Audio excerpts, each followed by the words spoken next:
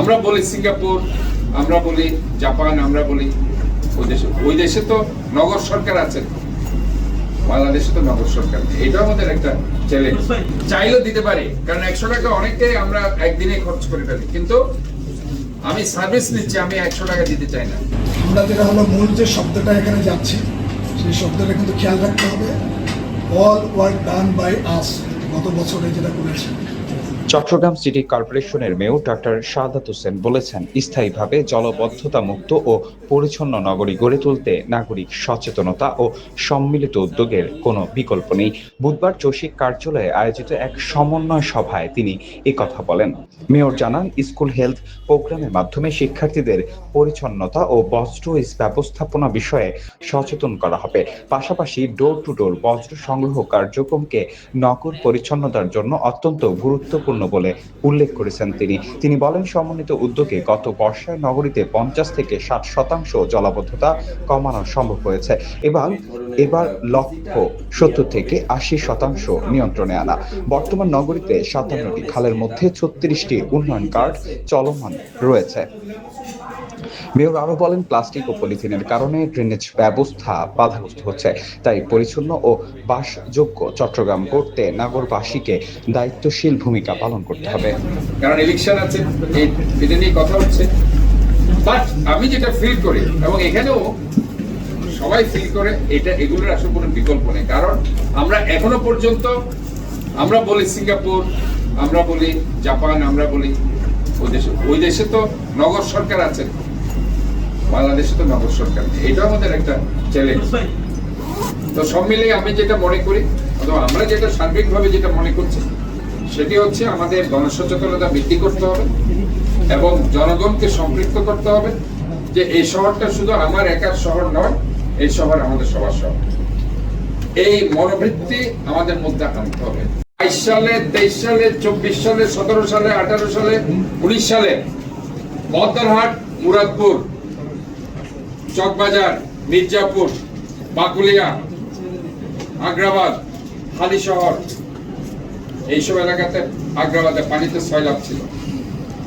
কিন্তু এরকমও হয়েছে, মেয়রের বাড়ি হচ্ছে মুরাদপুর, মধ্যরহাটে।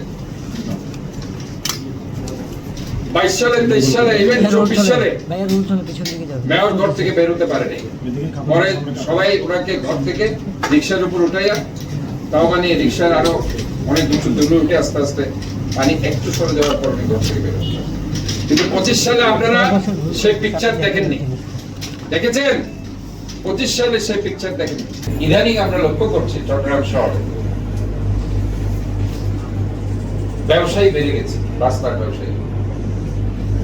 এরা দেখছি কতক্ষণ রাস্তা দখল করে ফেলছে, কতক্ষণ আমাদের ফুটপাত দখল করে ফেলছে, যত্রতন্ত্র তারা বসে যাচ্ছে এবং তারা যে পরিমাণে ময়লা ফেলছে, এই ময়লা ক্লিন করার জন্য আমার পরিচ্ছন্ন কর্মীরা রাত দিন, আগে যদি 50% দিতে হতো, এখন 90% করতে হবে। আসলে কোনো বিকল্প নেই। আমরা এই ব্যাপারে সাংবাদিক ভাইদেরকে সার্বিক সহযোগিতা আশা করি যে ডোর টু ডোর প্রকল্প হয়তোবা আমাদেরকে আবারও শুরু করতে হতে পারে। কারণ আমরা এই যে 70 টাকা, 80 টাকা, 100 টাকা অনেক সময় আমরা চাইলেও দিতে পারি, কারণ 100 টাকা অনেকটাই আমরা একদিনে খরচ করে ফেলি, কিন্তু আমি সার্ভিস নিচ্ছি, আমি 100 টাকা দিতে চাই না।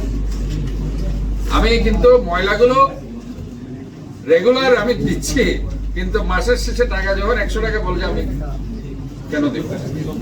অথচ আমি তো সার্ভিস নিচ্ছি। তো আজকে আমি একটা স্কুলে গিয়েছিলাম, কাপাসগোলা গার্লস হাই স্কুল, যেখানে যে স্কুল দিয়ে আমরা শুরু করেছি স্কুল হেলথ প্রোগ্রাম, মানে আমরা বাচ্চাদেরকে শেখাচ্ছি ময়লা কিভাবে ফেলতে হয়, কোথায় ফেলতে হয়।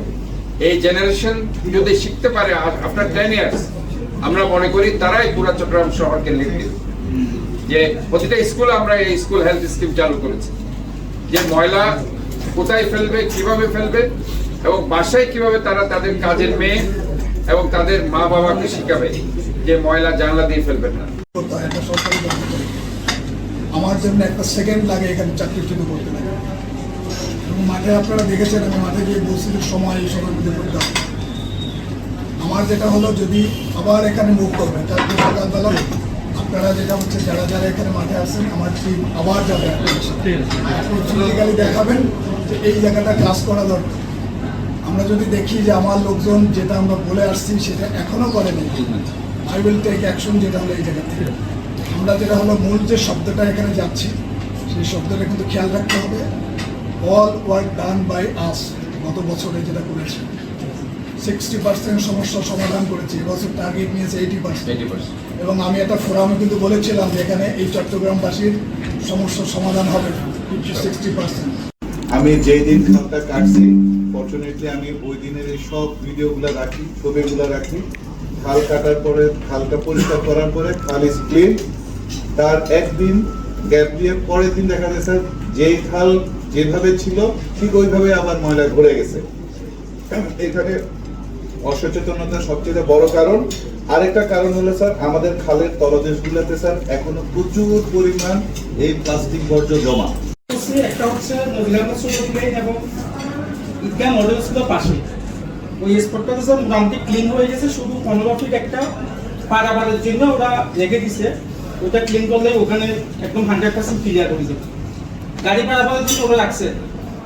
আর স্যার যেটা মুন্সিপাড়াটা একটু ডিফিকাল্ট, ওখানে 1 কিলোমিটার মতো ওরা প্রথমে মাটি ভরাট করে ওখানে যাচ্ছিল, পরে আবার ব্যাক করে কেটে কেটে আসতেছে, কারণ ওখানে অ্যাক্সেস নেই, অন্য কোনো রুট নেই। ওই ধরনের পিজিটা আরেকটু ক্লিয়ার হবে। ওখানে স্যার আমার কাছে যেটা একটা ইম্পর্টেন্ট জিনিস মনে হয়েছে, ন্যারোনেস যেটা, ওইটা একটা ব্রিজ আছে ওই জায়গাতে গুলজার খালের মুখে। এবং স্যার আমি আমার জসিম সাহেব সুপারিনটেন্ডেন্ট ইঞ্জিনিয়ার সহ গিয়েছিলাম। ওইটা হচ্ছে স্যার আর্চ দিয়ে তৈরি ব্রিজ, ফলে পুরাতন ইটের মোটা গাঁথুনি। এবং স্যার এটা নিজেই একটু জরাজীর্ণ অবস্থায় আছে এবং নিচে পাশে আছে স্যার ওয়াশার একটা বিশাল সার্ভিস পাইপ। ওই জায়গাটা স্যার সার্ভিস পাইপটা এক ধরনের প্রতিবন্ধকতা তৈরি করছে। ব্রিজটাও স্যার একটু মেরামতের ব্যবস্থা নিতে হবে।